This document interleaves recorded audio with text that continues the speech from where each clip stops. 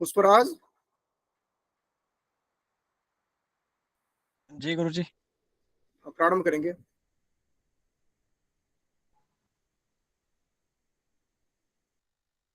सर्वेभ्यो नमो नमः। शुभ संध्या। हरिः ओम्। गणानन्त्वा गणपतिगुं हवामहे, प्रियाणन्त्वा प्रियपतिगुं हवामहे, निधीनन्त्वा निधिपतिगुं हवामहे। वसो मम आहमजानि गर्भधमा त्वमजासि गर्भधम्मा। हरिः ओम्।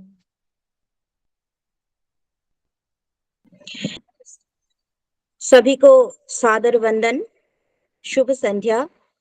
मैं डॉक्टर सागरिका भट्टाचार्य असम प्रांत से हूँ और आज इस पुण्य और पावन तिथि पर आप सबका हार्दिक स्वागत और अभिवादन करते हुए मैं सर्वप्रथम यहाँ पर परिचय एक जो हमारा प्रकल्प है, इस प्रकल्प के ऊपर एक छोटा सा परिचय यहाँ प्रस्तुत करना चाहती हूँ।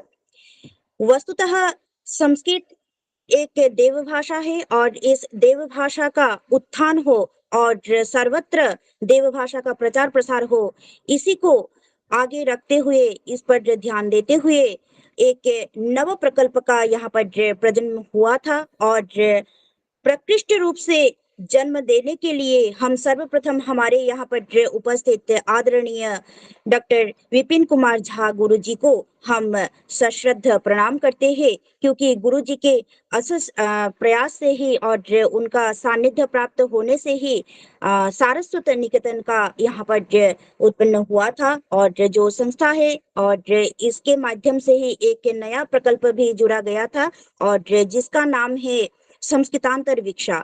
आइए तो फिर संस्कृतांतर विक्षा के बारे में थोड़ा सा हम लोग जान लेते हैं। तो सर्वप्रथम संस्कृतांतर विक्षा एक ऐसा प्रकल्प है जिस प्रकल्प के माध्यम से हम लोग संस्कृत का पुनरुत्थान कर सकते हैं और नव प्रजन्म को आगे ले जा सकते हैं, संस्कृत का मंथन कर सकते हैं, ज्ञान विज्ञान जो है उस ज्ञान विज्ञान का एक उत्थान होता है और प्रकृष्ट रूप से उत्थान हो और सबको संस्कृत के लिए क्या क्या करना है, इसके साथ संस्कृत में क्या है और हमारे नए प्रजन्म जो है और पूर्व सूरी जितने हैं उन सब के ऊपर भी हम लोग आलोकपात करते हैं इस संस्कृतांतर विक्षा के माध्यम से। और यह एक साक्षात्कार का प्रकल्प है, एक प्रारूप दिया गया है और सर्वप्रथम संस्कृतांतर विक्षा आज से लगभग 2 साल पहले ही, जैसे कि 2020 में ही यहाँ पर उसका एक प्रारूप बनाया गया था और इसी प्रारूप को मद्देनजर रखते हुए यहाँ पर प्रमुख विद्वानों का समावेश किया गया है और सर्वप्रथम में हमारे साथ साक्षात्कार में जुड़े हुए थे प्रोफेसर माधव देश पांडे महोदय जी, जो कि यूएस से है और उसके उपरांत डॉक्टर मुरलीधर चांदीवाला महोदय जी भी थे, जो कि वैदिक के परम विद्वान है और साथ ही क्रमशः श्रीमती प्रज्ञा सिन्हा महोदया जी भी जुड़े थे, जो कि कैलिफोर्निया से थे और उसके उपरांत जो कंबोडिया जैसे विदेश प्रांतों से भी यहाँ पर जुड़े गए थे महोदय जी थे, हक महोदय जी। और उसके उपरांत भारत वर्ष से हमारे परम श्रद्धेय डॉक्टर गीता शुक्ला महोदया जी भी उपस्थित रह चुके हैं, साथ ही प्रोफेसर शालिनी वर्मा महोदया जी भी। और आज हम अत्यंत हर्ष के साथ घोषित करना चाहते हैं कि हमारे साथ यहाँ पर उपस्थित है डॉक्टर नवलता महोदया जी, जो कि हमारा परम सौभाग्य है। और इसी के साथ हम आगे बढ़ते हैं। यहाँ पर प्रमुख साक्षात्कारकर्ता के रूप में रह चुके हैं डॉक्टर सुमन के एस महोदया जी और डॉक्टर नारायण दत्त महोदय जी, साथ ही डॉक्टर मीनाक्षी महोदया जी, डॉक्टर शैलेशा महोदया जी और सरिता महोदया जी भी है, डॉक्टर सरिता महोदया जी, साथ ही डॉक्टर दीपिका महोदया जी और अभी मैं यहाँ पर जुड़ी हुई हूँ डॉक्टर सागरिका भट्टाचार्य, और उसके साथ श्री पुष्पराज महोदय जी भी यहाँ पर उपस्थित है, जो कि साक्षात्कार के संदर्भ में भी वे सब निरंतर यहाँ पर कार्यरत है। और इसके साथ में और एक बात कहना चाहती हूँ कि हम सब आदरणीय परम श्रद्धास्पद माननीय गुरुजन जो है, जो यहाँ पर जो उपस्थित है, डॉक्टर विपिन कुमार झा महोदया जी, विपिन कुमार झा महोदय जी के सानिध्य में रहते हुए हम लोग उनके छत्र छाया में मार्गदर्शन के रूप में डॉक्टर सरिता श्रीवास्तव जी रह चुके हैं, और मुख्य संयोजिका के रूप में डॉक्टर दीपिका दीक्षित जी है। साथ ही संयोजक के रूप में राज्यशः यहाँ पर श्री पुष्पराज शर्मा महोदय जी, जो हिमाचल प्रदेश से है, और सुश्री मैं यहाँ पर डॉक्टर सागरिका भट्टाचार्य, और साथ ही हमारे साथ पी गौरी महोदया जी भी है। और तकनीकी विशेष जो संयोजन होता है वो है उसमें परम निरंतर यहाँ पर कार्यरत है श्री राहुल काश्यप महोदय जी और श्री मनीष कुमार मिश्र महोदय जी। और इसी के साथ मैं हार्दिक स्वागत करती हूँ, हार्दिक अभिवादन करती हूँ। सर्वोपरि मैं रखती हूँ आज एक विशेष हमारा जो असम प्रांत है और जो पश्चिम बंगाल में है, जहाँ पर नववर्ष मनाया जा रहा है, तो यहाँ पर बोहाग बिहू मनाया जाता है। और इस परम पुनीत पावन अवसर पर आप सबका हार्दिक स्वागत मैं हृदय तल से करना चाहती हूँ। और वैसाखी के उपलक्ष्य पर भी मैं बहुत बहुत साधुवाद ज्ञापन करती हूँ। इसी के साथ आप सबका हार्दिक हार्दिक स्वागत है। विशेष रूप से साक्षात्कार के रूप में जो परम वैदुष्यता पूर्ण निष्णाता, एक ज्ञान निष्णाता के रूप में यहाँ पर विराजमान है, हम सबके श्रद्धास्पदा माननीय डॉक्टर नवलता महोदया जी, आपका हार्दिक हार्दिक स्वागत है, अभिवादन है, अभिनंदन है। ओम नमो नमः। वस्तुतः है हम लोग जितने भी जो भी प्रकल्प करते हैं, जो भी कार्य संपादन करते हैं, वह ईश्वरानुकंपा, ईश्वरानुग्रह से ही संभव हो पाता है। महाकवि रसखान है, उन्होंने एक बहुत अच्छी भक्तिमय पदावली का प्रयोग किया है। रत्नाकरोस्ति सदनम गृहिणी च पद्मा, किंदेयमस्ति भवते जगदीश्वराय, राधा गृहीत मनसे मनसे च तुभ्यम, दत्तम मया निज मनस तदिदम गृहाण।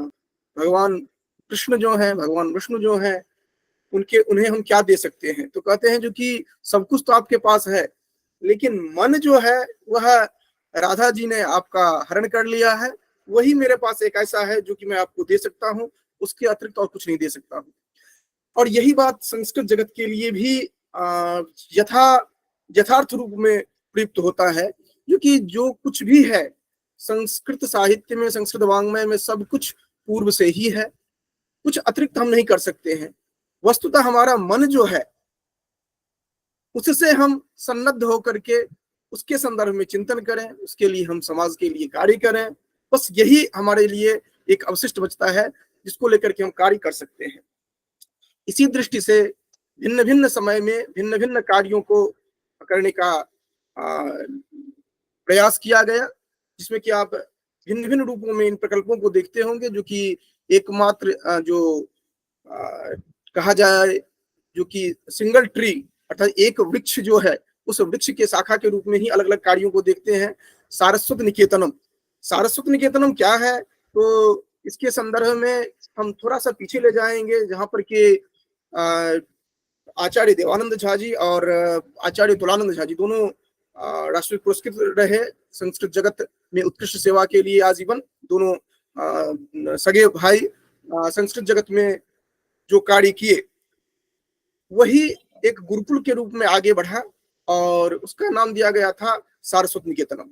और वह निरंतर चलता रहा, क्योंकि उस समय में एक केवल भूमिका अपनी जो है वह प्रस्तुत करना ही एक श्रेयस्कर माना जाता था, डॉक्यूमेंट्री कुछ नहीं होती थी। धीरे धीरे वह आगे बढ़ता गया, फिर संस्कृत परक कार्य जो है उसी सारस्वत निकेतनम नाम से चलता रहा। फिर अभिव्यक्ति कार्यक्रम के रूप में 2000 से 2005 तक इलाहाबाद में केसर भवन में कुछ कार्य किया गया। फिर आगे चल करके 2007 में संस्कृतम.ning.com पर प्रथम दृश्य श्रव्य ब्लॉग की उपस्थापना की गई। यह संस्कृत जगत का प्रथम ब्लॉग इस तरह का था जिसमें कि श्रव्य दृश्य आपको उपलब्ध था, sanskritam.ning.com।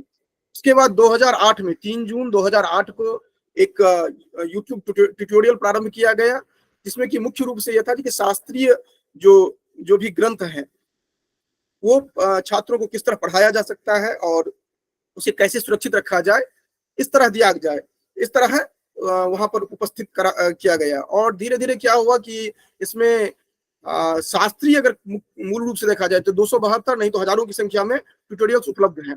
इसके बाद 2010 में संस्कृत जगत की प्रथम जो ई जर्नल है उसकी शुरुआत की गई और इसके साथ ही साथ एक अतिरिक्त कार्य प्रारंभ किया गया। उस समय में कोविड का भी दौर था, तो 11 अप्रैल 2020 को, हालांकि उस समय में उतनी दस्तक नहीं आई थी, लेकिन फिर भी एक विशेष कार्यक्रम प्रारंभ किया गया जो वेबिनार के रूप में जाना गया। और उसके बाद तो संस्कृत जगत में आप वेबिनार की श्रृंखला ही आप देखते हैं, लेकिन प्रथमतः पहली बार जो प्रारंभ की गई थी वह 11 अप्रैल 2020 को ये सारस्वत निकेतन के बैनर तले जाह्नवी संस्कृति जर्नल ने प्रारंभ किया था। और जो अलग अलग मीडिया है उनका भी सहयोग रहा, वो स्थानीय मीडिया हो या राष्ट्रीय स्तर के हो या अंतर्राष्ट्रीय हो, उनका सहयोग मिला। और जाह्नवी संस्कृत ई जर्नल के साथ साथ जो यह वेबिनार श्रृंखला है यह निरंतर आगे बढ़ती रही। प्रथम जो वेबिनार श्रृंखला हुई थी उसमें कुल 600 अटेंडीज ने भाग लिया था, 19 विश्वविद्यालयों ने भाग लिया था, 8 देश के लोगों ने भाग लिया था। टोटल 48 डिसिप्लिन एलाइड फील्ड्स जो था वह समाहित किया गया था। टोटल 23 स्पीकर जो थे, वक्ता जो थे, जिनमें कि 5 वाइस चांसलर थे अलग अलग विश्वविद्यालय के और 3 फॉरवर्ड वाइस चांसलर थे। इस तरह से व्यापक रूप में एक शुरुआत की गई जिसमें कि सभी का सहयोग रहा और धीरे धीरे आगे बढ़ते गए। और एक अलग से प्रकल्प की बात आई जो 15 सितंबर 2020 को प्रारंभ की गई। इसका नाम रखा गया संस्कृतांतरवीक्षा। इसका परिचय आप लोगों ने देखा होगा, वीडियो पहले से भी शेयर किया गया था। इसका मुख्य उद्देश्य ये रखा गया जो कि संस्कृत जगत में हम लोग जो भी कार्य करते हैं वह 2 तरह से करते हैं। एक तो वैयक्तिक स्तर पर, एक होता है सार्वजनिक, जो हम विश्वविद्यालय से जुड़ करके जहां पर हम सेवा में होते हैं उनको लेकर के। तो मुख्य रूप से सेवा में रह करके जो कार्य किया जाता है वो तो एक बाध्यता हमारी होती है, लेकिन स्वेच्छया अपना पैसा लगा करके, अपना श्रम दे करके जो हम संस्कृत के लिए, समाज के लिए जो कार्य करते हैं, उस तरह के कार्यों को जिसको कि नोटिस नहीं किया जाता है कहीं पर, उसको यहाँ पर उपस्थित करवाया जाए। जो युवा हैं या जिन्होंने आजीवन कार्य किया है उनको जिस तरह से प्रस्तुत किया जा सके और उनमें जो भी सहयोग हम कर सकते हैं या अन्य व्यक्ति जो कर सकते हैं उनको एक प्लेटफॉर्म पर लाया जाए, इसके लिए संस्कृतांतरवीक्षा की शुरुआत की गई। इसके साथ साथ और भी बहुत सारे कार्य हुए जिसमें कि शास्त्रीय श्रृंखला के लिए एंड्रॉयड ऐप जो है वह बनाया गया, बहुत सारे एंड्रॉयड ऐप्स तैयार किए गए। इसके साथ साथ और भी बहुत सारे प्रकल्प रहे, हम उस पर विस्तार में नहीं जा रहे हैं क्योंकि समय हमारी सीमित है। तो 2 पक्ष रहे इधर, एक तो रहे जो कि वैयक्तिक रूप से जो टीम वर्क करते हुए जो हमने कार्य किया, उसके साथ साथ संस्था के सहयोग से। तो संस्था का सहयोग उसको हम सेकेंडरी मानते हैं, इसलिए सेकेंडरी मानते हैं क्योंकि वहां पर कार्य करना तो हमारी बाध्यता होती है या हम उसके लिए वेतन लेते हैं, तो हम उसको उस तरह से नहीं मानते हैं। मानते हैं जो वैयक्तिक रूप से जो आप समाज के लिए अपना धन, अपना श्रम लगा करके जो कार्य करते हैं उस पर हम अधिक महत्व देते हैं उसको, और उसी को लेकर के हम फोकस यहाँ पर किए हैं। हालांकि जो संस्थागत कार्य किया गया वो उसकी भी एक अलग श्रृंखला रही है जिसमें कि एक महत्वपूर्ण रहा जो कि फंक्शनल संस्कृत करके जो स्थापित किया गया, वह विश्वविद्यालय के सभी व्यक्ति के लिए, वह छात्र हों या अध्यापक हों या कर्मचारी हों या फिर किसी भी फील्ड के, वो संस्कृत के ही छात्र हों ऐसा भी नहीं था, वह मैनेजमेंट के छात्र हों या लॉ के छात्र हों, सभी के लिए ओपन किया गया था। ये भारतवर्ष में पहली यूनिवर्सिटी थी, ये हरियाणा सेंट्रल यूनिवर्सिटी, जिसने इस तरह का कोर्स प्रारंभ किया था। यद्यपि यह हमारे जो व्यावसायिक जीवन है उसका एक अंग था, लेकिन उसमें भी हमने एक विशेष चिंतन रखा जो कि इस तरह का अगर होता है हर विश्वविद्यालय में तो वह कहीं न कहीं संस्कृत के बढ़ावा देने के लिए एक अच्छा प्लेटफॉर्म होगा। इसके साथ साथ हमने एक इंटरनेशनल सेमिनार गुणवत्ता पर जो संस्कृत का शोध किस तरह से किया जाए, क्योंकि संस्कृत शोध तो होते हैं यूनिवर्सिटीज में, हर बार होते हैं, एक बाध्यता भी होती है, करवाना ही पड़ता है, लेकिन गुणवत्ता पर कैसे हो सके इसके संदर्भ में विचार किया गया था और अलग अलग विद्वानों को उसमें उनका मार्गदर्शन लिया गया था। इसमें 147 पार्टिसिपेंट्स थे, 4 वाइस चांसलर थे और 10 स्कॉलर को ये रखा गया था। इस तरह बहुत सारे कार्य हुए थे जो कि अलग अलग यहाँ पर हम सभी को नहीं यहाँ पर इंगित कर रहे हैं, लेकिन इस तरह कार्य चलते रहे। कुछ कार्य रहे जो कि बाहरी विद्वानों को लेकर के कार्य किया गया था। इसके साथ साथ कुछ अलग अलग इंस्टीट्यूशंस जैसे संस्कृत भारती, अलग अलग विश्वविद्यालय, उन सबको जोड़ करके कार्य किया गया था।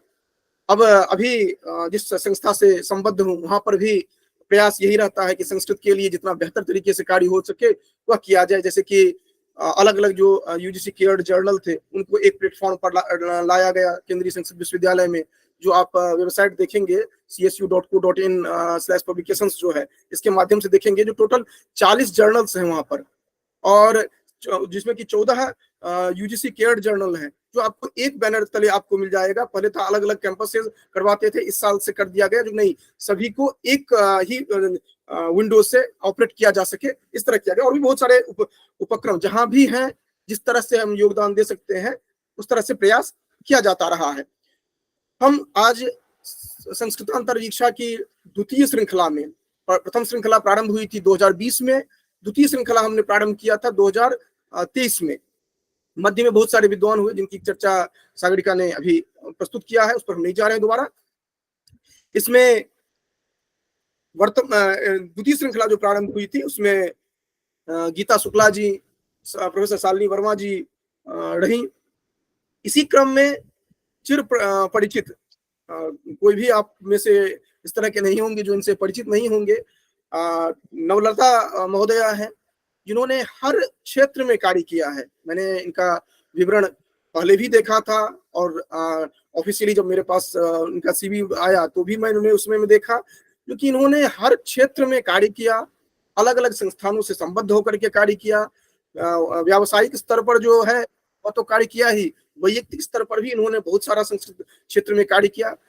तब इसी संदर्भ में जब हमारे पास सरिता जी ने कहा जो कि इनका नाम भेजा था मेरे पास, तो हमने कहा जो कि जो भी करना चाहते हैं आप स्वयं करिए, क्योंकि उनके संदर्भ में कोई चिंतन करने की आवश्यकता ही नहीं है। तो आज हम उनके समक्ष हैं और आज हम जानना चाहेंगे इनसे जो कि संस्कृत क्षेत्र में इन्होंने जो जो कार्य किया है, जिसके लिए इन्होंने प्रेरित किया है लोगों को, यह सभी जानना चाहेंगे। और जैसा कि हमने बार बार बताया है, अभी सागरिका ने भी प्रस्तुत किया था इन बातों को, एक ऐसा कार्यक्रम है जिसमें कि संस्कृत जगत में जो भी योगदान किया गया है उसी को लेकर यह कार्यक्रम समर्पित है। विशेष रूप से तो युवाओं को लेते हैं, लेकिन जो निरंतर कार्य में लगे होते हैं वो वृद्ध को भी हम युवा ही मानते हैं, क्योंकि वो हमेशा अपने जोश के साथ हम लोगों को मार्गदर्शन देते हैं। तो ये एक महत्वपूर्ण पक्ष है। इन सब को लेकर के हमने आज इनको विशेष रूप से आमंत्रित किया है और आज इनके संदर्भ में हम जानने का प्रयास करेंगे उन्होंने किस तरह से क्या कार्य किया और किस तरह से प्रदर्शन करते हैं। सभी को धन्यवाद। धन्यवाद।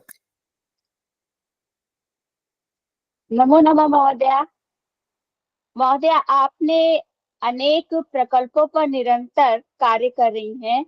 वर्तमान में कोई ऐसे प्रकल्प की योजना पे विचार कर रही हैं या आपने बना लिया है जिसको वर्तमान में रोजगार से जोड़ा जा सके? देखिए, जहां तक बात, पहले तो मैं बहुत बहुत आभार व्यक्त करूं प्रिय डॉक्टर विपिन कुमार झा का। ये तो मुझसे कहीं ज्यादा कार्य करते हैं और बाकी सब लोग, सागरिका भी और सरिता भी, दीपिका भी, सब लोग बहुत कार्य करते हैं। और शायद इन मतलब आप बच्चों को, युवा वर्ग को देख करके हमारा भी प्रोत्साहन होता है।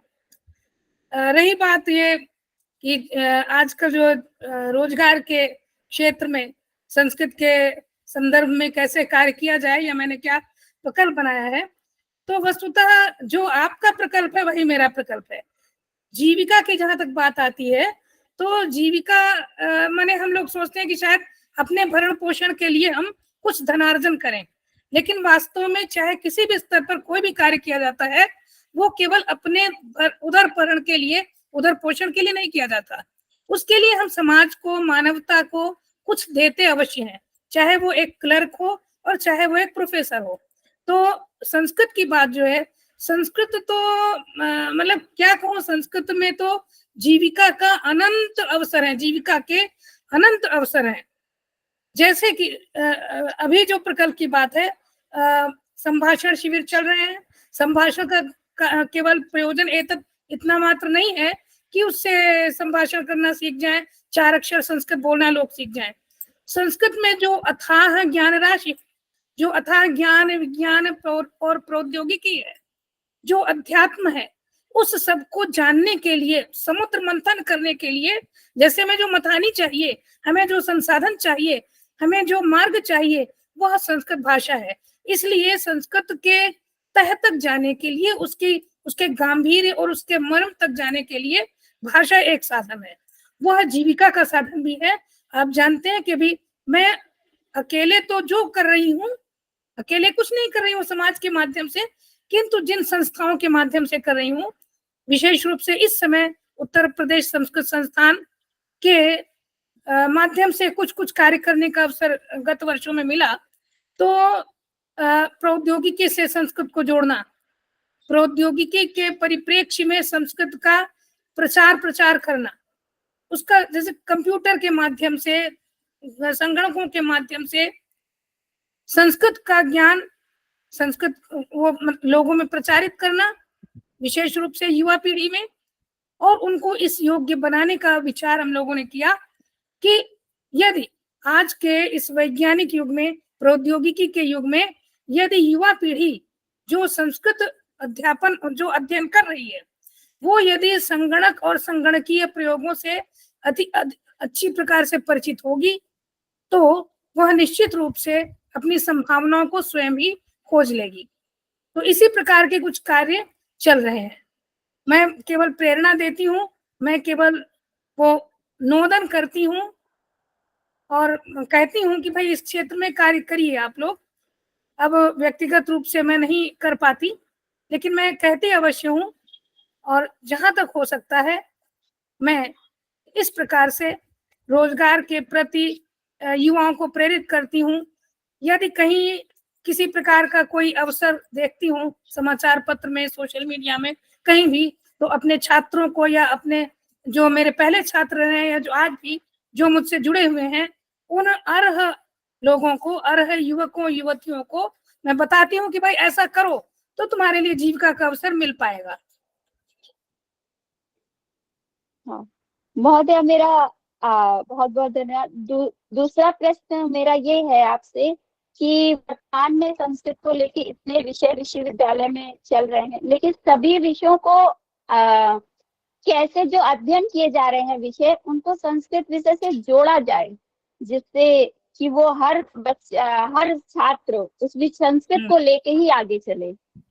इस तरीके का एक कुछ मार्गदर्शन करें। हाँ, जो पहला प्रश्न आपने किया था अभी, उस प्रश्न से बिल्कुल साक्षात रूप से यह प्रश्न जुड़ा हुआ है। जैसा कि मैंने भी कहा कि संस्कृत वाङ्मय अथाह है, और चूंकि अपनी भारतीय जीवन शैली और संपूर्ण भारतीय संस्कृति का मूल उच्च संस्कृत ही है, तो इसलिए संस्कृत में वैदिक काल से लेकर आज तक जितना साहित्य रचा गया है, वो केवल साहित्य नहीं है, वो हमारे जीवन दर्शन का, जैसे आज हम हिंदी के और अंग्रेजी के माध्यम से ग्रंथों को लिखते हैं, ग्रंथों को पढ़ते हैं और उनके आधार पर बहुत सारे कार्य होते हैं, वैसे ही पहले हमारे संस्कृत के माध्यम से होते थे। और कोई भी ऐसा, चाहे मानविकी हो, विज्ञान हो, विधि हो, धर्मशास्त्र, विधि धर्मशास्त्र हो, या अन्य कोई भी ऐसा जो व्यवहारोपयोगी विषय है, वो सब संस्कृत में है। वास्तु विज्ञान है, गृह निर्माण है, ये सब कुछ है संस्कृत में। ग्रंथ, विशेष ग्रंथ भी हैं और आनुषंगिक ग्रंथ भी हैं।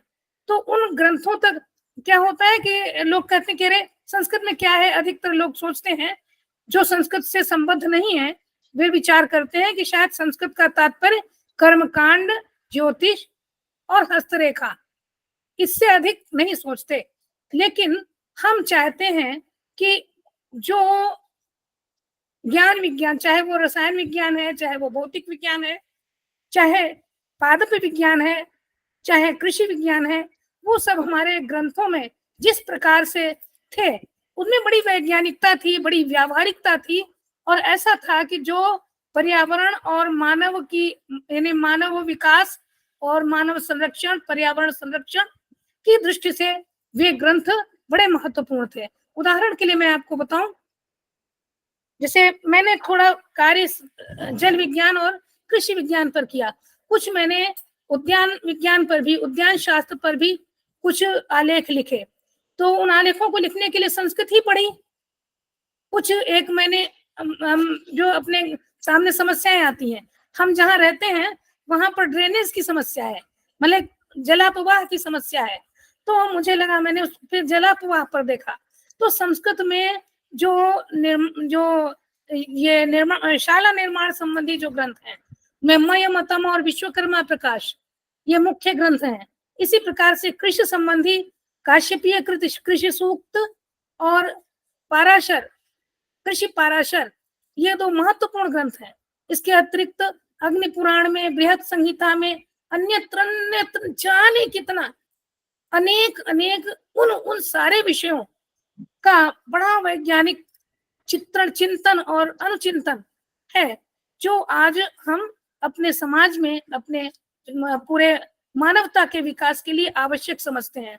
तो उन ग्रंथों को हम अपने, यदि हम कर सकें, इस समय सरकार केंद्र में और बहुत से राज्यों में हमारे अनुकूल है, हमारे मतलब संस्कृत के अनुकूल है, तो हमारा ये कार्य होना चाहिए कि हम, क्यों सरकार माने संस्कृतज्ञ नहीं होता, सरकार संस्कृत की विद्वान नहीं है, उसको हम संस्कृत जानने वाले लोग बताएं कि देखिए इन विषयों में, इन विभागों में, इन विश्वविद्यालयों में, कृषि विश्वविद्यालय है, इंजीनियरिंग का विश्वविद्यालय है, संस्थान है, या अन्य अन्य जो विशेष विषयों के विश्वविद्यालय और संस्थान हैं, उनमें किस प्रकार से हम कौन कौन से संस्कृत साहित्य, संस्कृत वाङ्मय और संस्कृत के विशिष्ट ग्रंथों को परिचित करा सकते हैं। जैसे विधि विज्ञान है, मेरा बेटा स्वयं वो विधि शास्त्र का वो असिस्टेंट प्रोफेसर है, तो मैं उसको बताती रहती हूँ कि तुम देखो, धर्मशास्त्र को जब तक नहीं पढ़ोगे तब तक तुम अपने भारतीय विधि और आधुनिक विधि को तुलनात्मक रूप से नहीं देख पाओगे। तो इस प्रकार से तुलनात्मक विषयों का अध्ययन, अध्यापन विश्वविद्यालयों में तो अवश्य होना चाहिए, विश्वविद्यालयों में तो विभाग होना चाहिए, और जो माध्यमिक स्तर के और उससे नीचे पूर्व माध्यमिक स्तर के, प्राइमरी स्तर की कक्षाएं हैं, उनमें भी कुछ कुछ अवश्य ही ऐसा बीज बोना चाहिए जिससे वे जान सकें कि संस्कृत हर विषयों के लिए आवश्यक है। एक एक ग्रंथ, जैसे भगवत गीता है, केवल भगवत गीता में केवल मनोविज्ञान है, भगवत गीता में प्रबंधन है, भगवत गीता में विधि शास्त्र है, भगवत गीता में रसायन और भौतिकी है, भगवत गीता में योग है, व्यक्तित्व विकास है। तो केवल एक छोटा सा ग्रंथ जिसको उपनिषदों का भी सार कहा जाता है, तो ऐसे ही उपनिषदों का सार नहीं कहा गया। तो ऐसे भगवत गीता को है, यदि उसके कुछ कुछ अंश को छोटी कक्षाओं से बड़ी कक्षाओं तक पाठ्यक्रम में अनिवार्य रूप से रखा जाए, और केवल रखा ही ना जाए, केवल श्लोक पढ़ करके और उनका जो परंपरागत अर्थ है उसको जान करके केवल कार्य नहीं चलेगा। उसमें हम आधुनिक विषयों के मर्म को कैसे खोजें और कैसे समझें, समझाएं, यह आवश्यक है, और वो आपका और हमारा कार्य है। बहुत बहुत धन्यवाद महोदया। चर्चा की कोई सीमा नहीं है, लेकिन हम समय की सीमा को देखते हुए हमको अपने विषय का उपस्थापन करना है। गुरु माँ के चरणों में मेरा सादर नमन। आपकी अध्ययन यात्रा को सुनकर कौतुकतावसात कुछ प्रश्न मुखरित होते हैं महोदया जी। आपने बहुशः प्रमुख प्रशासनिक दायित्वों का निर्वहन किया है। इन दायित्वों के माध्यम से संस्कृत भाषा के विकासार्थ आपने किन नवीन कार्यक्रमों का आयोजन व क्रियान्वयन किया है?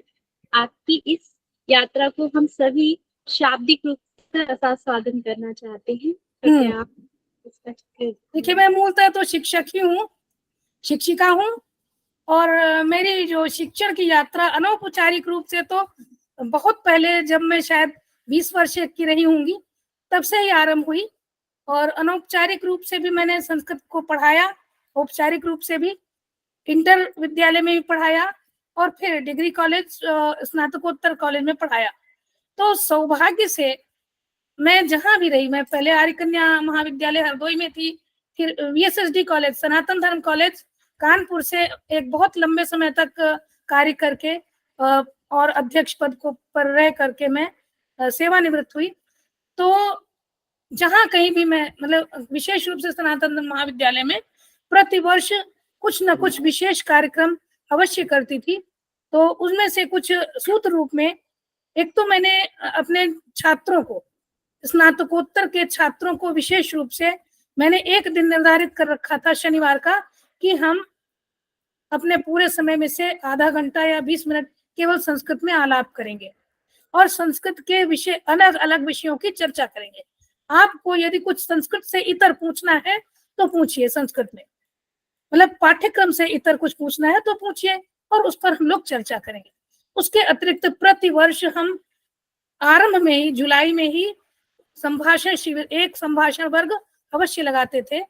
आवासीय नहीं होता था, 2 घंटा प्रतिदिन का अवश्य लगाते थे। उस समय जब संस्कृत भारती का उतना अधिक प्रचार नहीं था, तब भी तो वो संभाषण शिविर लगता था। संस्कृत संभाषण का कार्य करने वाली संस्था और व्यक्ति बहुत पहले से आ रहे हैं।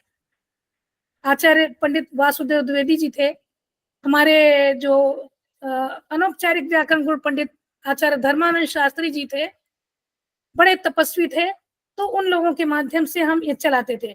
उसके अतिरिक्त जहां जहां भी देखते थे, उज्जैन में जो वेद विद्या प्रतिष्ठान है, महर्षि सांदीपनि राष्ट्रीय वेद विद्या प्रतिष्ठान, वहां से वैदिक कक्षाओं का 100 वैदिक कक्षाओं का मैंने लिया कार्यक्रम, और 100 वैदिक कक्षाओं को अलग अलग विद्वानों को, विशिष्ट विद्वानों को, जो अधिकारी विद्वान थे, ऐसे विद्वानों को बुला बुला करके छात्रों को उन विषयों से परिचित कराते रहे। उसके अतिरिक्त प्रतिवर्ष कुछ कुछ विशिष्ट व्याख्यानों को करवाते थे। विज्ञान प्रदर्शनी करवाई अनेक वर्ष। और इधर जब आचार्य मदन मोहन झा जी ने जब प्रौद्योगिकी का बहुत प्रचार करना आरंभ किया, शिक्षण में जो शिक्षा प्रौद्योगिकी का, तो मैंने सेवानिवृत्त होते होते 2017 में 3 दिन की एक कार्यशाला अपने महाविद्यालय में करवाई, जो वस्तुतः अद्वितीय थी। मैं नहीं कह रही हूँ, मेरे जो प्रबंध तंत्र के समिति सेक्रेटरी साहब थे, सचिव जी थे, उन्होंने कहा कि महाविद्यालय में ऐसी ऐतिहासिक कार्यशाला कभी नहीं हुई। उसमें उद्घाटन के लिए आदरणीय मुरली मनोहर जोशी जी आए थे, और 3 दिन तक आवासीय कार्य, जो लोग उसमें गए थे, जो प्रतिभागी गए थे, करीब 150 प्रतिभागी, वहां रह करके अपने लैपटॉप ले करके, और वो रात में चार्ज करते थे, होमवर्क करते थे, और दिन में वो पूरा दिन कार्य करते थे। तो उस कार्यशाला से बड़ा बल मिला। उसके बाद में उनकी केवल कार्यशाला करने या केवल एक व्याख्यान कर देने मात्र से कुछ नहीं होता, क्योंकि अनभ्यासे विषम शास्त्र। तो उसके बाद में उनका पुरस्चरण भी होता रहता था। अब इस समय मैं नहीं बता सकती कि वो उनका अभ्यास कितना स्थिर है, परंतु इस संस्कार तो अवश्य पड़ा। तो इस प्रकार से कार्य किए। उसके बाद सेवानिवृत्ति के बाद फिर सौभाग्य से उत्तर प्रदेश संस्कृत संस्थान की कार्यकारिणी में रहने का लगभग 5 वर्ष अवसर मिला।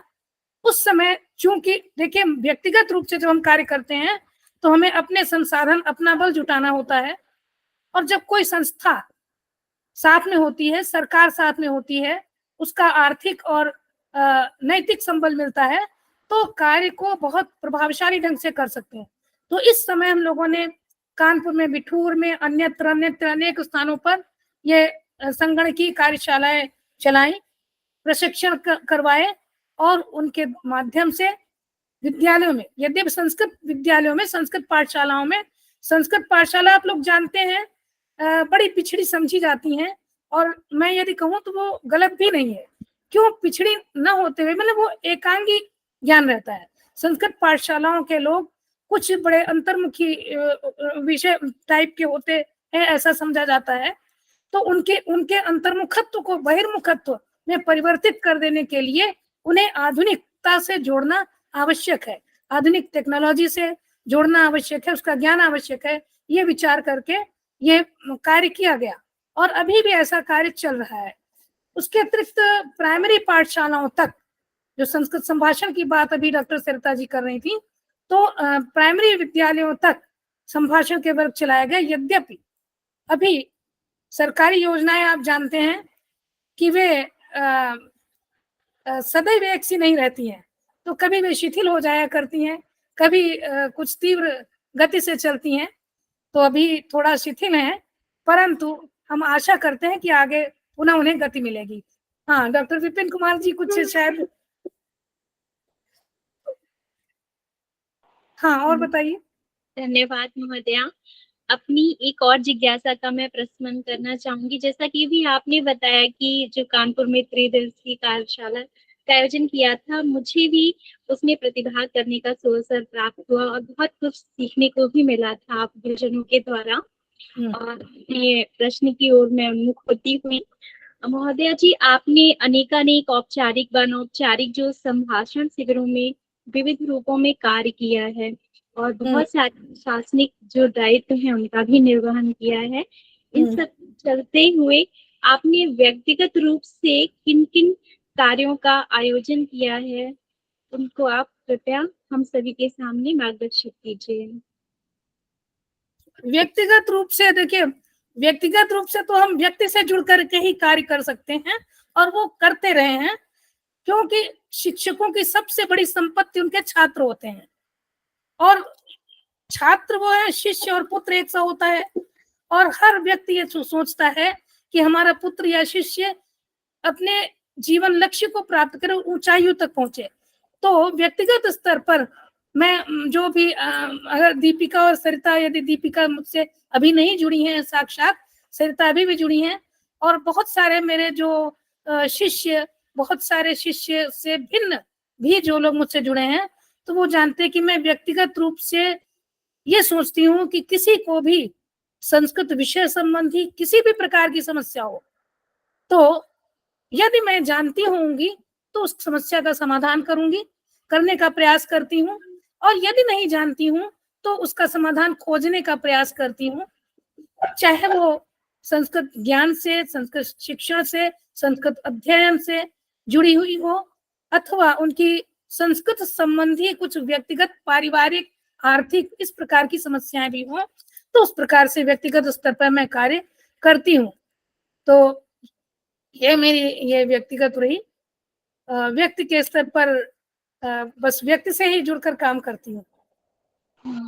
बहुत बहुत धन्यवाद महोदया जी। आपके द्वारा प्रशस्त मार्गों के द्वारा हम सभी भावी और वर्तमान समय में लाभान्वित होते रहेंगे। बहुत बहुत धन्यवाद। और सादर प्रणाम गुरु माता जी को। बहुत बहुत धन्यवाद, आपने इतना कुछ साझा किया हम लोगों के साथ। अभी मेरा भी एक प्रश्न यहाँ पर जो उत्थापन में करना चाहती हूँ। महोदया जी, आपने कैसे अपने व्यक्तिगत जीवन को संभालते हुए सामाजिक कार्य में भी अपना समय दिया, और इसके लिए मैं जानना चाहती हूँ कि आपने नियमानुवर्तिता और समयानुवर्तिता में से किसको सर्वोपरि माना है? क्योंकि ये बहुत एक प्रमुख प्रश्न होता है कि हम किस दायित्व को पालन करते हुए सर्वप्रथम किसको प्राधान्यता दे। तो ये एक युवाओं के लिए भी, हम जैसे अल्पबुद्धि जनों के लिए भी बहुत एक संशयात्मक प्रश्न रहता है। तो इसका निवारण अगर आप करें तो बहुत बहुत उपकृत होंगे। नमस्ते। ये बहुत अच्छा प्रश्न किया आपने, और यह प्रश्न बहुत से लोग मुझसे कर चुके हैं। उसके लिए मैं पहले तो आपको अपने जीवन की पृष्ठभूमि में थोड़ा सा ले चलती हूँ। मैं एक बिल्कुल साधारण परिवार की बालिका थी। शिक्षा में मेरे मतलब एक तरह से समझ लीजिए विपन्न, संपन्न नहीं थी, अति विपन्न भी नहीं थी, लेकिन विपन्न परिवार की। परंतु मेरे माता पिता शिक्षा के लिए बिल्कुल अत्यंत व्यग्र थे, और मेरा जो संस्कृत का संस्कार है वो मेरे पिता का ही दिया हुआ है। मेरे पिता स्वयं कार्य तो डॉक्टर विभाग में करते थे, परंतु उनका भी जब वो 13 वर्ष के थे तब कहीं, बड़ी लंबी कथा है, वो कथा सुनाने का यहाँ अवसर नहीं है, परंतु वो उन्होंने उस समय लघु सिद्धांत कौमुदी वगैरह का, भगवत गीता का, रामचरितमानस का, मतलब केवल अध्ययन ही नहीं किया था, उनको वो कंठस्थ थे। तो जब मैं जन्मी तो उन्होंने मुझे बहुत बचपन में अष्टाध्यायी के कुछ सूत्रों का और बहुत सारे श्लोकों का मुझे कंठस्थीकरण करवा रखा था। मुझे माहेश्वर सूत्र 1.5 वर्ष की अवस्था में उन्होंने याद करवाए थे। तो धीरे धीरे जब होता यह है कि बचपन में बिल्कुल जो संस्कार होता है वो आगे जाकर के कभी दृढ़ भी हो जाता है और कभी नहीं भी दृढ़ होता था। खैर, शिक्षा पाने के बाद जब मैं अपने सेवा कार्य में उतरी तो मेरे सामने बहुत बड़ी चुनौती थी। ये विवाह हुआ और एक बच्ची है, उस समय थी, अब एक बेटा भी है, बेटी बड़ी है। तो चुनौती ये थी कि मैं पहले तो हरदोई में मैं कार्यरत थी और 1987 में मैं कानपुर में सनातन धर्म महाविद्यालय में गई और वहां पर जाने के लिए मुझे नित्य रेल से आना जाना पड़ता था। तो ये बहुत बड़ी चुनौती थी। उसके साथ में उससे बिल्कुल नई सर्विस थी, नया सेवा काल था, तो और नए विषयों को पढ़ाने के लिए पढ़ना भी पड़ता है। सुबह गोमती से जाना होता था, 5:05 पर यहाँ से गोमती एक्सप्रेस जाती थी, सुपरफास्ट ट्रेन। उसके पहले घर का काम करके, बच्चे को तैयार करके, मेरे पतिदेव महर्षि विद्या मंदिर में थे, उनको सौंप के, वो मतलब बड़ा संघर्षशील था समय। उसके बीच में कभी कभी बहुत थोड़ा बहुत लिख पढ़ पाती थी, अधिक नहीं फिर। लेकिन हमारा महाविद्यालय बहुत ही उदार, वहाँ का प्रबंध तंत्र बहुत उदार और बहुत सहयोगी था, जिसके कारण मैं उस समय अवकाश भी होते थे कुछ। पहले जो है दीपावली और दशहरा का अवकाश मिलके होता था, होली में भी 1 सप्ताह का होता था और ग्रीष्मावकाश 60 दिन का होता था। तो मैं अपना समय इसमें मतलब कुछ लिखना पढ़ना ये करती थी। शौक था, जैसे पैशन कहते हैं ना, तो पैशन था, अध्ययन और लिखना दोनों पैशन था। हिंदी की कविताएं बहुत बचपन से लिखती थी, संस्कृत की एमए के बाद कुछ कुछ लिखने लगी, लेकिन रचना धर्मिता नहीं आई, क्योंकि रचना धर्मिता के लिए निरंतर आवश्यक है, और वो निरंतर मेरी जो जटिल जीवन पद्धति थी, जो जीवनचर्या थी, उसमें संभव नहीं था। लेकिन फिर भी थोड़ा थोड़ा करते करते मैं लेखन कार्य भी करती रही, बीच में अध्ययन भी करती रही। और इस बीच में 2000 में ये दिल्ली संस्कृत अकेडमी में एक शोध ग्रंथ लेखन की प्रतिस्पर्धा हुई। डॉक्टर श्री कृष्ण सेमवाल जी थे वहां पर उस समय सचिव। तो मुझे भी लगा कि मैं लिखती हूँ, 250 पृष्ठ की लिखनी थी। तो मैंने संस्कृत साहित्य जल विज्ञान, उसके लिए मैंने सारी जितने पुस्तकालय मुझे लखनऊ में मिले सब छाने। बच्ची छोटी थी, मेरी छोटी बच्ची, उस समय बेटा भी हो चुका था, उसके बावजूद भी तो, और कार्य भी करना पड़ता था घर का, तो उस चुनौती को स्वीकार करते हुए करते रहे। और इस बीच में कुछ 2-3 पुस्तकें प्रकाशित हुई। तो जैसे अभी आप पूछ रही हो सागरिका जी, वैसे एक बहुत बड़े विद्वान लखनऊ में हैं, उन्होंने पूछा कि तुम ये बताओ, बड़ा हंस के बोले, तुम ये बताओ, तुम कानपुर आने जाने के साथ में, बच्चों को देखने के बाद में तुम लिख कैसे लेती हो? तो हमने कहा लिखने के लिए डॉक्टर साहब, हमारा महाविद्यालय जब हमें अवकाश करता है तो हम बजाय चलचित्र देखने का शौक नहीं है, किसी तरह घूमने फिरने का शौक नहीं है, बच्चों की मातृभाषा संस्कृत बनानी थी। इसलिए मतलब जिस क्षण से प्रथम स्तनपान बच्ची को करवाया था, उस समय से उसके संस्कृत बोलना था। और वो बिल्कुल विपरीत धारा में नाव चलाने जैसा था, क्योंकि घर में हमारी सास जी थी, वो अवधी बोलती थी, हम जहाँ रहते थे वहां भी सब अवधी और खड़ी बोली बोलते थे। और जब 3 साल की बच्ची हुई तो विद्यालय में तो हमें कोई संस्कृत या हिंदी माध्यम का विद्यालय नहीं मिला, उसे बाल विद्या मंदिर अंग्रेजी माध्यम के में पढ़ाना पड़ा। तो ऐसे में हम उनको संस्कृत मातृभाषा बनाने के लिए हम लोगों को बहुत श्रम करना पड़ा। तो ये सब करते करते तो इसी प्रकार से ये सब मैंने किया। वो सब ईश्वर की, भगवती सरस्वती जी की अनुकंपा थी, जो वो करवाती नहीं, कुछ कुछ करवाती नहीं, और वो धीरे धीरे एक एक बूंद से घट भरता गया। और फिर अभी छोटे बड़े संपादित और मौलिक 19 पुस्तकों का प्रकाशन हो चुका है, और लगभग 5-6 पुस्तकें अभी बिल्कुल प्रकाशनाधीन हैं। जब उनकी ईश्वर की इच्छा होगी तो वो प्रकाशित हो जाएंगी। तो इस प्रकार से करते रहे। और अब ये है कि आप जो पूछ रहे हैं कि कैसे किया, तो इसी तरह से करते रहे सब। और दूसरा इसी प्रश्न का जो आनुषंगिक प्रश्न आपने क्या किया था, मैं अब विस्मरण भी होने लगा है। तो आपने ये पूछा था कि व्यक्तिगत रूप से आप कैसे कर पाए, नियमानुवर्तिता और समयानुवर्तिता की बात भी आपने पूछी। तो इस विषय में मेरा बिल्कुल स्पष्ट मत है कि दोनों एक ही सिक्के के दो पहलू हैं, एक ही सिक्के के दो पटल हैं।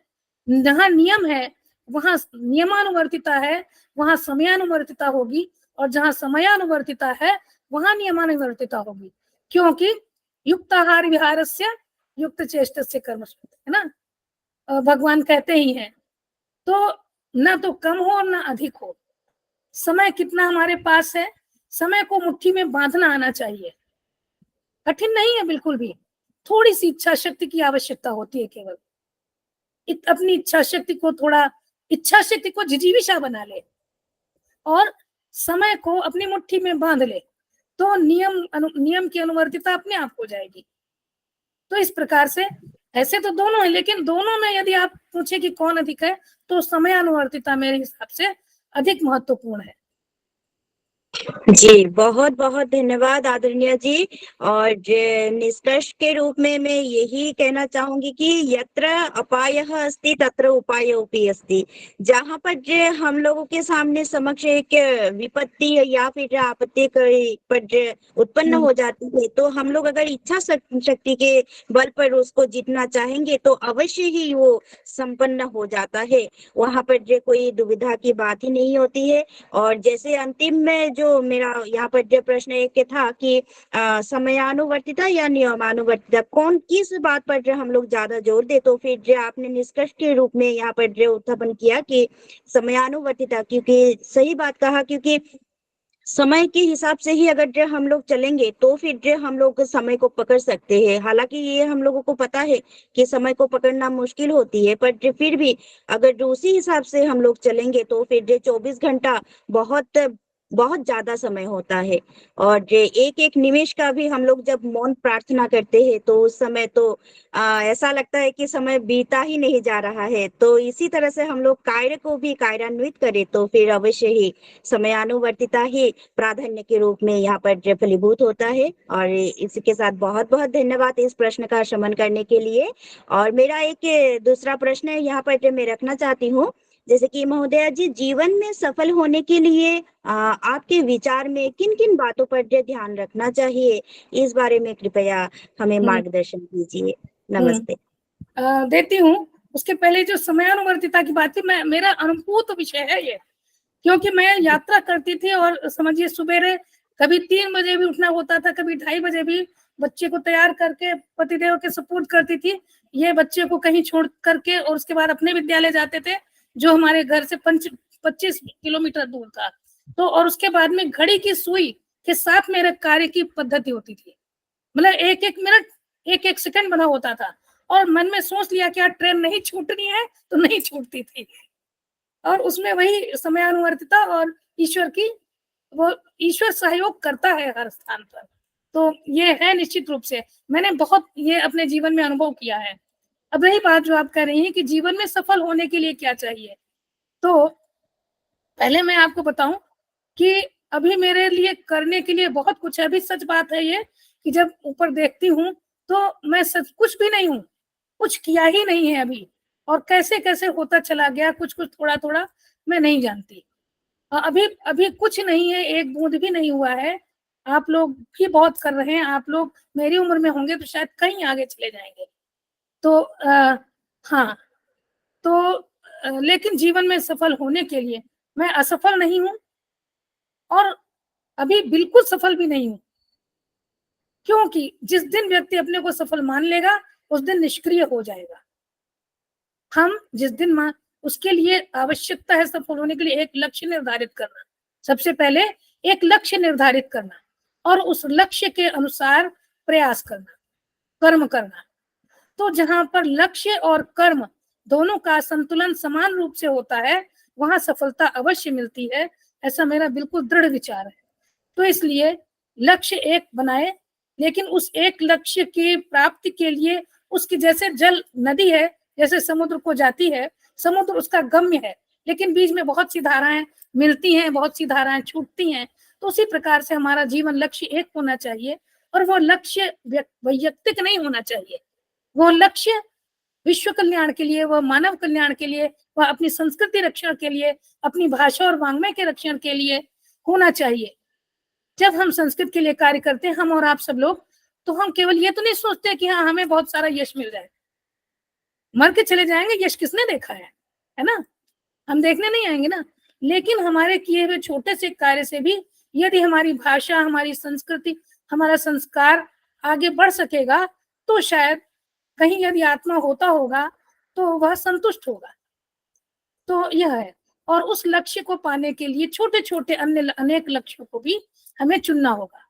तो लक्ष्य और कर्म का संतुलन, और उसके साथ में हमें अपने प्राचीन का माने या अतीत का ग्रहण करते हुए भविष्य के लिए सोचना, चिंतन और निर्माण करना। मतलब आधुनिक होते हुए भी हमें प्राचीन बने रहना है, और पुरातन होते हुए में आधुनिकता को स्वीकार करना है। मेरे विचार से यही सफलता का रहस्य है। बहुत बहुत धन्यवाद महोदया जी। सत्य कहा आपने कि जीवन का लक्ष्य अगर सिद्ध करना होता है तो फिर जो उसी लक्ष्य को पकड़ कर रखना होता है, क्योंकि जड़ से अगर हम लोग ना पकड़े तो वृक्ष तो जैसे गिरना तो स्वाभाविक ही है। तो जड़ अगर अच्छा रहे और जो उसके लिए हम लोग के दृढ़ निश्चित कर ले कि हाँ हमें आगे बढ़ना ही है। और आपने जैसे कि अपने जीवन दर्शन को यहाँ पर जो हम सब के सामने यहाँ पर उपस्थापन करते हुए जो एक निदर्शन, जो एक आदर्श पूर्ण जीवन का यहाँ पर जो प्रस्तुत किया है, उसके लिए तो हम लोग गदगद हो चुके हैं। बहुत लालायित थे आपसे ये सब जानने के लिए। बहुत बहुत धन्यवाद महोदया जी।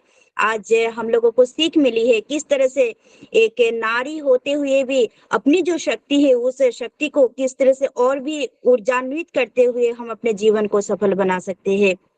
और इसी के साथ मैं आज धन्यवाद जो ज्ञापन का एक पर्याय रह चुका है, यहाँ पर इस धन्यवाद ज्ञापन को भी मैं यहाँ पर प्रस्तुत करना चाहती हूँ। सर्वोपरि मैं आज क्या कहूँ, एक मुखारविंद से जो भी हम लोगों को गीता जैसी जो ज्ञान है, गीता सार जो है, उस तरह का एक जीवन दर्शन जो यहाँ पर मिला है, इसके लिए सर्वप्रथम में हम सब के समक्ष उपस्थित आज हमारे महानुभाव, हमारे माता स्वरूपा जो यहाँ पर आदरणीय डॉक्टर नवलता महोदया जी उपस्थित हुए हैं, उनको मैं हार्दिक हार्दिक धन्यवाद ज्ञापन करना चाहती हूँ। हृदय तल से मैं प्रणाम करना चाहती हूँ। आपका सानिध्य इसी तरह से मिलते रहे और आशीर्वाद से हम लोग भी आगे चलने का प्रेरणा हम लोग को प्राप्त होता रहे, इसके लिए हम पुनः पुनः धन्यवाद ज्ञापन करना चाहते हैं। इसके उपरांत यहाँ पर मैं सर्वप्रथम हम सबका सूत्रधार के रूप में, एक आधार पुरुष के रूप में जो गुरुजी है, आदरणीय परम श्रद्धेय माननीय डॉक्टर विपिन कुमार झा गुरुजी है, महोदय जी को भी हम हृदय तल से हार्दिक हार्दिक धन्यवाद ज्ञापन करना चाहते हैं, क्योंकि उनके सानिध्य से ही हम लोग ये सब कर पा रहे हैं। जैसे कि हम लोगों का तो यहाँ पर कुछ है ही नहीं, कुछ भी नहीं किया हम लोगों ने, बस एक चल रहा है, धारा चल रही है, उस धारा में हम लोग के बस तिनके के जैसे बहते जा रहे हैं, परंतु उस तिनके को दिशा देने वाले हम लोगों के सबके परम श्रद्धास्पद गुरु जी है। उसके लिए हम पुनः धन्यवाद ज्ञापन करना चाहते हैं गुरु जी को। इसके साथ ही इस प्रकल्प के जो सभी गण्यमान्य यहाँ पर परम वैदुष्यपूर्ण सम्मानीय जन है, जैसे कि मार्गदर्शन के रूप में डॉक्टर सरिता श्रीवास्तव जी है, और मुख्य संयोजिका के रूप में डॉक्टर दीपिका दीक्षित महोदया जी भी है। आप दोनों को हृदय तल से हार्दिक हार्दिक धन्यवाद, अभिवादन। और साथ ही संयोजक के रूप में श्री पुष्पराज शर्मा महोदय जी भी है, और मैं हूँ, और यहाँ पर आदरणीय श्री गौरी पी महोदया जी भी है, आप लोगों को भी हृदय तल से हार्दिक हार्दिक धन्यवाद ज्ञापन करना चाहती हूँ। साथ ही इस प्रकल्प को एक सफल बनाने के लिए जो परम रूप से हम लोग अपने अपने जगह पर बैठे हुए हैं, परंतु हम सबको एकत्रित करने के लिए जो ये सुविधा, जो व्यवस्था, तकनीकी व्यवस्था है, इस व्यवस्था को फलीभूत करने के लिए यहाँ पर रह चुके हैं श्री राहुल काश्यप महोदय जी और श्री मनीष कुमार मिश्र महोदय जी। दोनों को मैं हृदय तल से हार्दिक हार्दिक धन्यवाद ज्ञापन करते हुए यहीं पर हम सबका जो आज ये संस्कृतांतर वीक्षा का कार्यक्रम बना हुआ है, और सर्वप्रथम उसके पहले भी हम लोग करते आ रहे थे और आगे भी करेंगे। इस सभी कार्य को कार्यान्वित करने के लिए जो परमात्मा है, जो परमपिता है, जो परमेश्वर है, उन परमेश्वर को हम हृदय तल से धन्यवाद ज्ञापन करना चाहते हैं, क्योंकि उनकी कृपा के अगर हम लोग सानिध्य प्राप्त नहीं करते हैं तो फिर ये कार्य संपन्न होना संभव नहीं हो सकता है। इसलिए सर्वोपरि है हम सबके परमपिता को हम हृदय तल से धन्यवाद, हम सब की ओर से धन्यवाद ज्ञापन करते हुए यहीं पर समाप्त करते हैं आज का कार्यक्रम, और शांति पाठ से हम आगे चलने के लिए प्रेरणा प्राप्त करते हैं। तो आइए शांति पाठ करते हैं। ओम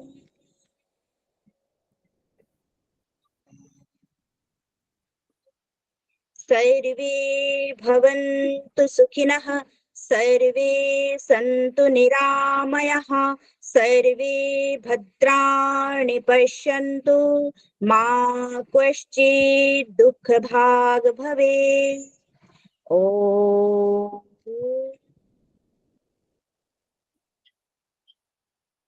शान्तिः शान्तिः शान्तिः।